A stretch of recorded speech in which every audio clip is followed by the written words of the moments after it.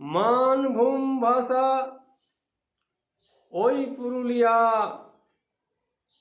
আজ পুরুলিয়া ওই রূপে নয়। ডিহাং রিঝা মানভূম আরসিটাই মুখটা দেখা, ভুলুকটাই পালাইন গেল। মানভূম আজ বাংলা হইল, খট্টা ভাষা থাকেই গেল।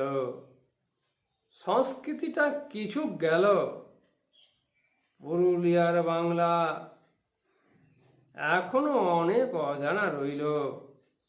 ডিহাং রিঝা মানুষগুলো আজকে সকলে রিঝ হারালো। আনন্দ আজ চাপা গেল,